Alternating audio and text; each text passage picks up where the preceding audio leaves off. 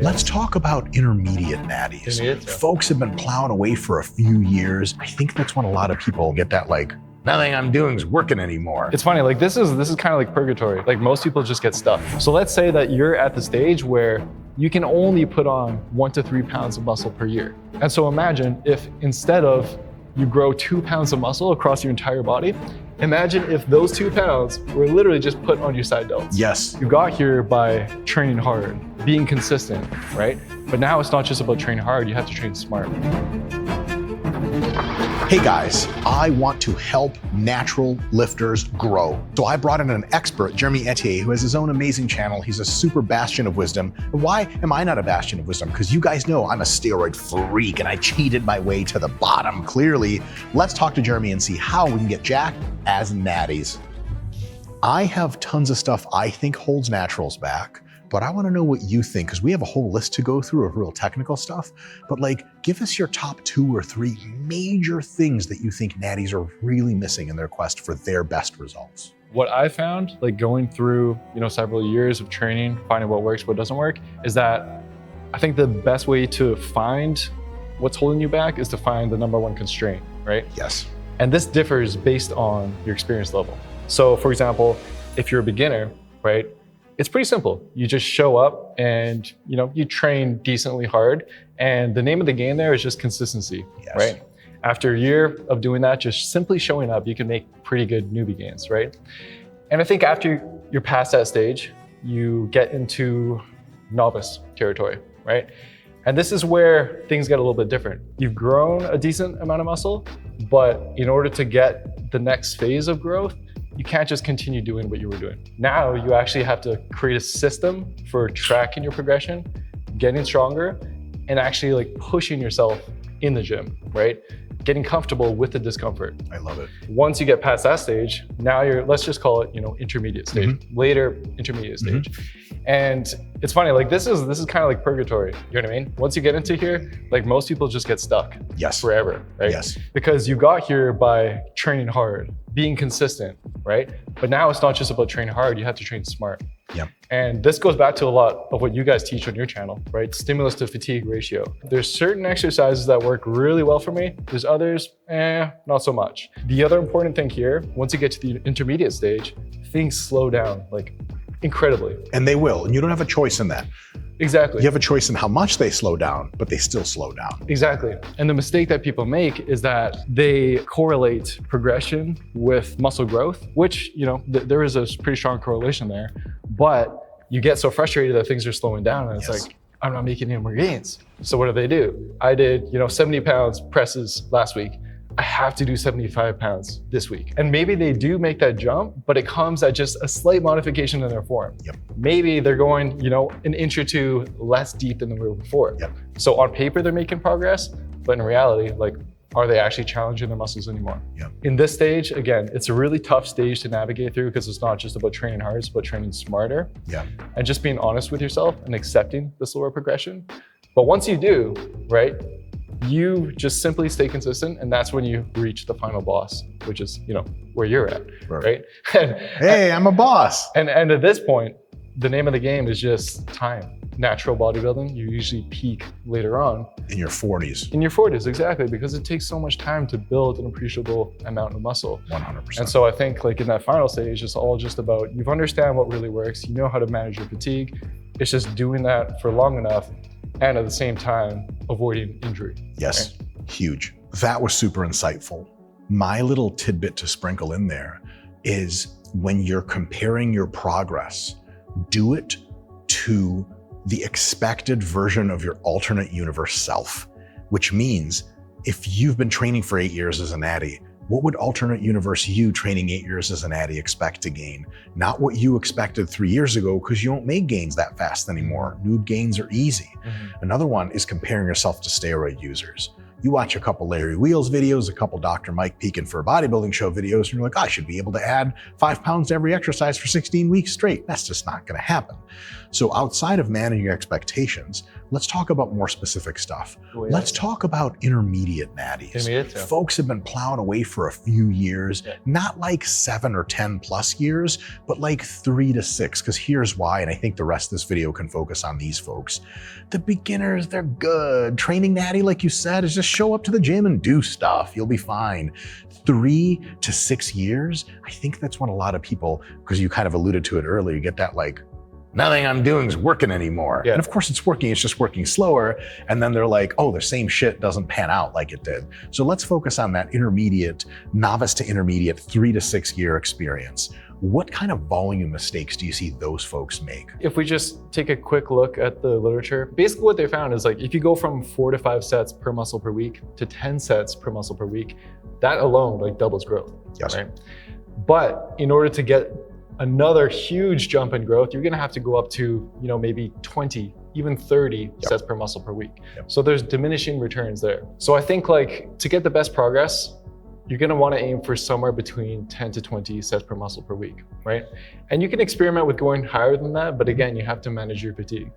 But I think like what a lot of people, one of the biggest mistakes that intermediates make, which I also made back in the day, Same, probably. is when I say, okay, do 10 to 20 sets per muscle per week, most people think like, okay, so I'm gonna do 10 sets here, I'm gonna do 10 sets here, I'm gonna do 10 sets here. Yeah. But you don't have to distribute that evenly. Yeah. Because if you think about it, like as an intermediate, in your first couple of years of lifting, you've made like really good gains and then that tapers off. So let's say that you're at the stage where you can only put on 1 to 3 pounds of muscle per year. That's like, if you distribute that across your whole body, that's not like a whole lot of change compared to the early years, right?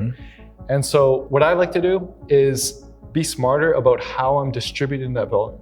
And what I mean is that once you're an intermediate, you've realized that, okay, like some of my muscles, they just grow naturally better than others, right? Whereas others, either due to my form or genetics, whatever you want to blame it on, they just don't grow as quickly or as well, right?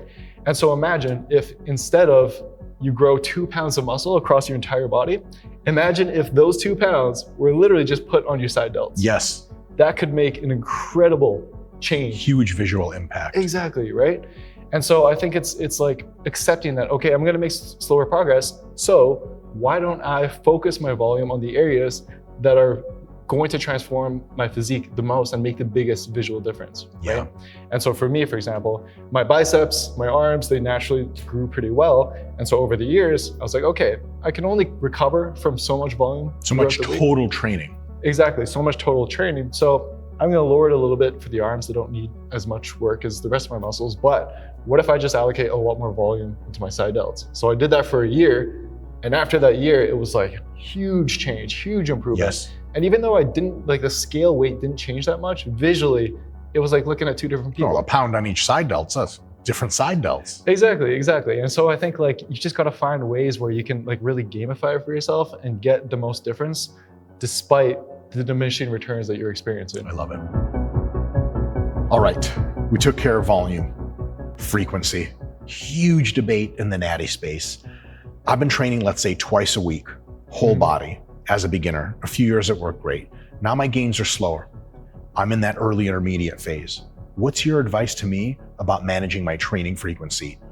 2 questions there, per muscle and total weekly number of sessions. What do you think?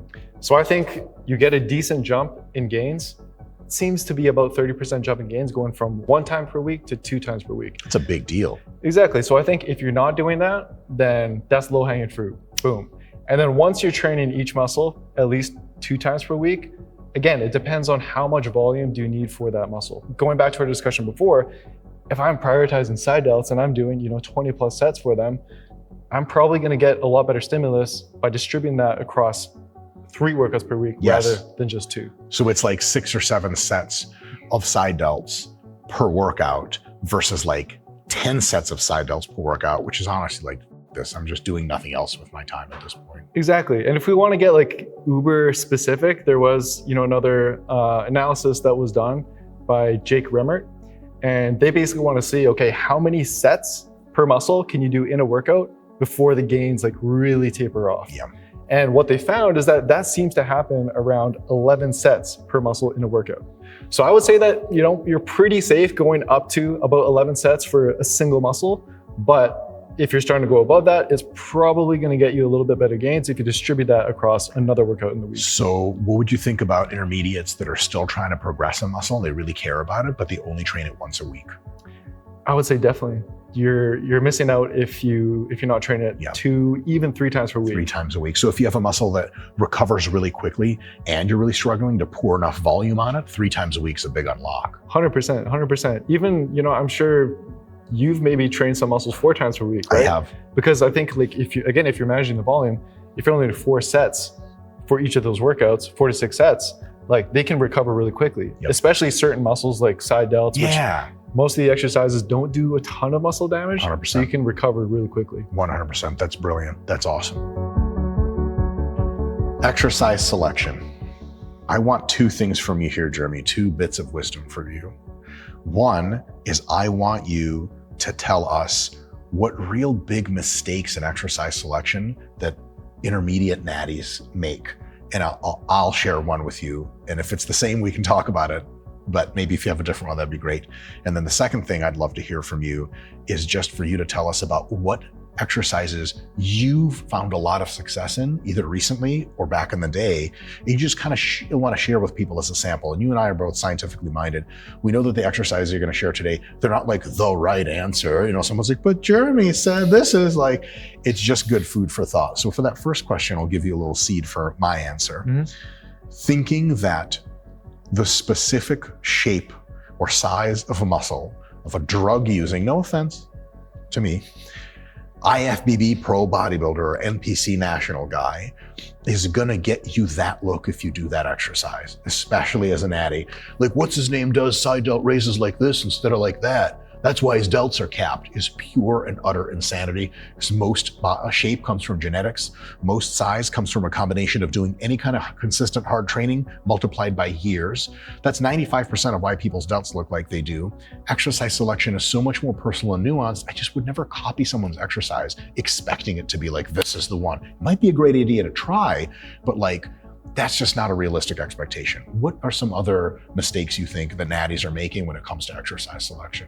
I honestly think like you hit the nail on the head. You know what I mean? Because it's just so common. It's the same thing. Like if I see, even if somebody is natty and they are huge, I see their routine. I'm like, if I do that routine, I'm gonna look like that. Wouldn't it be sweet if that's how it worked? I would love that. I would love to look like you. Everyone would look like Jeff Nippard, like on the street, and you'd be like, that makes sense. To put it in perspective, like imagine you picked 6 exercises, right? These are the ones that worked amazing for you. They got you this big, juicy chest. Oh, there we go. Thank you so much. They got you the wide shoulders, everything. But the reality is, if I did the exact same exercises as you, and we both trained for 3 years, like we could develop completely differently. Because of our proportions and our limb lengths and all the other stuff that affects how an exercise will actually grow your muscle, right? And a good example of this is like, let's look at something like a barbell squat. You squat like really upright and you seem to have really good ankle mobility. You can keep your chest right up, drive the knees forward. I have a long torso, short legs, so I'm able to stay upright. Exactly. And look at your quads. They're incredible. Oh, stop. Right? And what I found early on is that barbell squats, like I just couldn't get that upright posture. So it's a back exercise for you. Back and a little bit more glutes, right? And so my quads always lag behind. And it wasn't until I made the switch to heel elevated squats, even hack squats, where my quads actually started responding, right? So I think it's like, it's so easy to just look at what Dr. Mike does or look at what Jeremy does. Okay, if I copy this exercise, I'm gonna get the same result. I think you have to get really smart about, okay, how does this apply to me? How might I need to modify this to actually target the muscle I'm intending to? 1000%. Let's look at 3 exercises you want to share with us today that you think the folks out there might benefit from you explaining a little bit. Something that's worked for you, kind of like, hey, we're training XYZ muscle group. You pick. What exercise are you really intending on doing? Yeah, so I think like for the longest time, my biggest struggle was hitting my chest, specifically the upper chest. And I remember when I first started working out, it was like, I'd go to the incline barbell bench, obviously, you know, goated movement. Goated. And I would just, my chest just didn't respond. My front delts blew up, but my chest was like nothing. And like later down the road, I realized that like, okay, I was using these fixed inclines at 45 degrees. 45 degrees may work really well for somebody like you, but one thing that I noticed about myself, and like I can show you a test that I do, it's simply a sternum test, right? If you lie down on the bench and you put your phone, you can see the angle of your sternum. I'm a bit more flat. You, I can tell it's a little bit steeper, right? So it angles back. And basically that means that for you, steeper incline, if you lie flat, that's gonna be a little bit more of a decline press. Yes. And so to hit the upper chest, you're probably gonna have to go a little bit higher, exactly. Whereas for me, I'm starting from here. So even a small jump in that incline is already gonna unlock my upper chest. And if I go a little bit higher, it's gonna be a little bit more front delts. And so you might see a lot better results with a higher incline, whereas me, I finally started seeing better results once I used a lower incline. So we got low incline dumbbell press.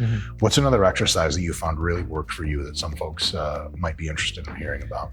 I think, man, for the side delts, like behind the body, cable lateral raises. Oh yeah. Get that deep stretch. I think like a lot of people, they simply train their side delts with dumbbells and it's always hardest at the top. So what I found personally is that once I actually did an exercise where I'm reversing it, where it's hardest down here and I'm stretching the delts, like that just did wonders for my side delts. Yeah, those are really cool.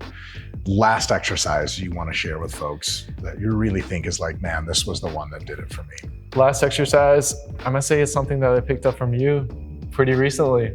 Okay. It is the infamous Dr. Mike, I don't know what you call it, the line stretch bicep curl. I kid you not, if you guys haven't tried this, I was skeptical at first. I gave it a shot and the pump was insane. It's insane. You do like one set and you're like, what the f? Exactly. It's like, it felt like I did 3 sets in one.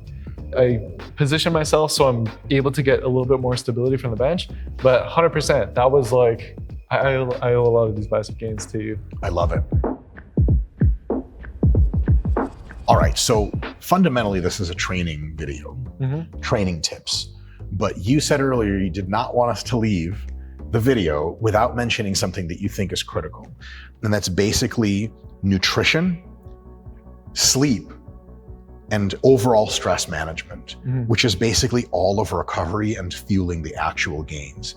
Tell us a story, Jeremy, about how folks that are natural struggle with these in a way that really kicks them in the face and really prevents a lot of gains they kind of should have had coming to them. So I think the main thing with nutrition is usually intermediates, they fall into 1 or 2 camps, right? The first camp is, okay, when I was a beginner, newbie gains, I just stuffed my face and I'm making incredible gains. Wait, I got a meme for this, right? Ready? Just fucking eat, bro. Just fucking eat, bro. Easy. Thank you for the advice, sir. That advice was 3 words. But then what happens when you're an intermediate is that the rate at which you can build muscle slows down. So if you eat at the same calorie surplus and you're gaining 1 pound per week, how much of that can actually be pushed towards building muscle? You got fat, you got muscle. Exactly. You gain less muscle, the same size surplus, more fat. Exactly. But at the same time, you have the other camp, which is like, once you're an intermediate, you've probably gone through a few bulk and cut cycles, right? And what happens after you cut down and you reveal the muscle and you got the 6-pack? Like you look incredible and you're like, I want to look like this all the time. Exactly. And so, I will. And you will, exactly, at whatever cost. And never gaining again.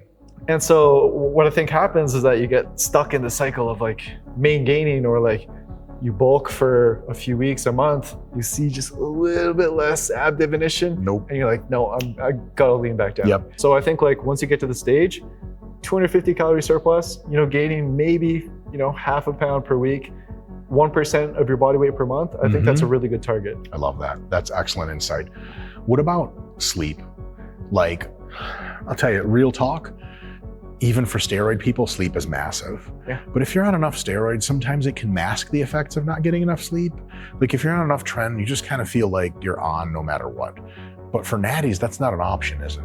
No, like it affects people differently, but I think for most people, like including myself, 1 night of shitty sleep, even if I get under like 6 hours, like I'm a totally different human, especially in the gym. Right? Oh yeah. Even though you can probably, match your performance, the likelihood of you doing that is gonna go way down because everything is just way harder. Even though it's the same weight as last time, it's gonna feel way harder. You'll accumulate more fatigue that'll screw you in the weeks later. Here's another interesting insight I read about recently. Even if you do the identical workout and match your performance and get the same stimulus to the muscles, less sleep the night before caps your maximum protein expression for growth significantly, even if you have a good workout. Because you think, caffeine, I'm having a great workout, I did it. It's like, no. You can't do it anymore. Your body's like, chemically, you, I'm not trying to grow as much as usual.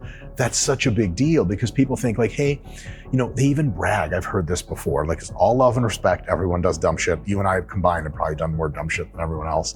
But people are like, yeah, man, I'm making pretty decent gains, even though I sleep only XYZ hours. I'm like, why are you bragging to me about this? Like, yeah, my girl never complains, even though I have erectile dysfunction. Like, why are you saying this out loud?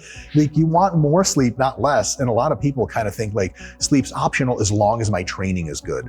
You don't come to the gym for good training. You come to the gym for what good training gets you, which is growth signal. And if we know that less sleep the night before can diminish the growth signal, that's a different animal. Exactly. And I don't know about you, but like if I had to pick between I can do 4 workouts per week, but I'm gonna get a few nights of shitty sleep because of my work schedule, whatever it is, or I can fix those nights of sleep, but only work out 3 times per week, I would take that any day. I would put money on that person making no better contest. gains. Totally agreed.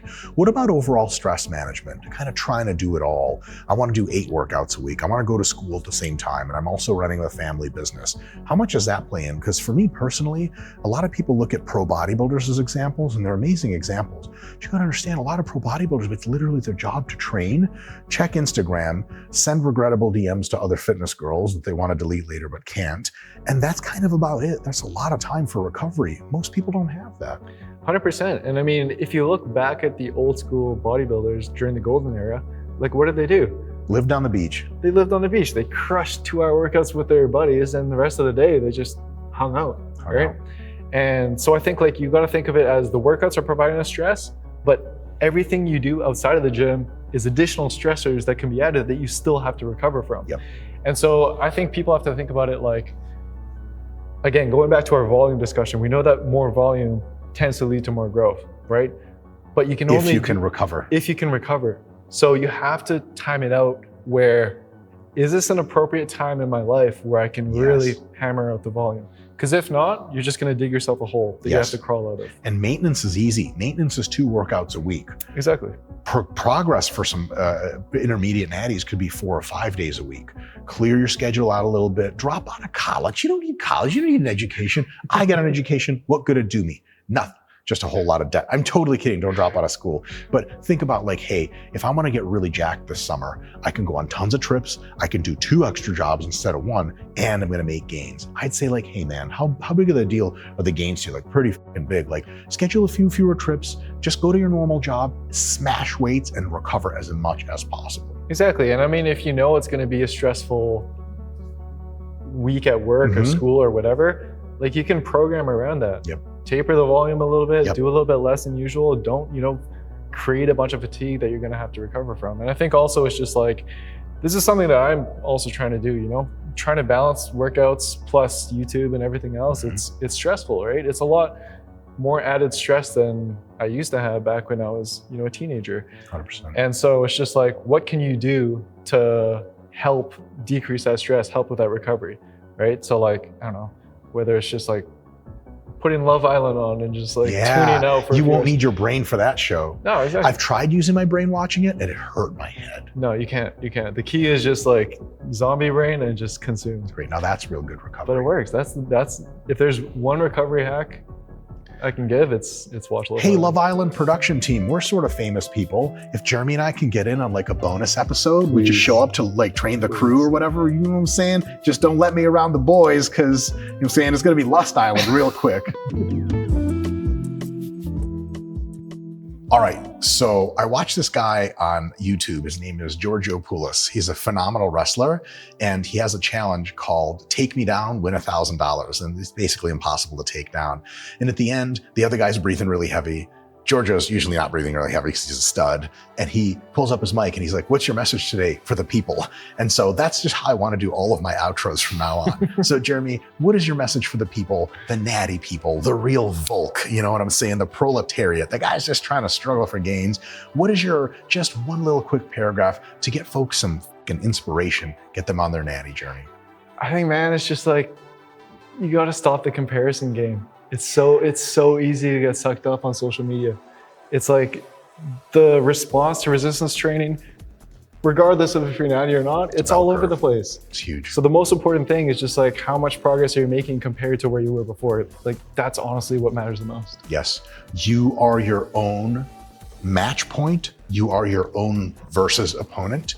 You're your own enemy. Look in the mirror. That's who's fucking up your life. That 100%. hits different. I could have said that better. Look in the mirror. That's who is your and it's gonna give you. Jeremy, go ahead and sign us out. We'll work on it. We'll work on it.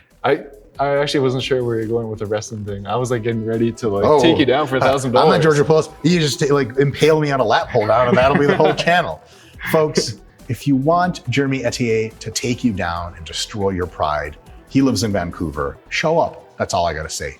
Peace, homies. Peace.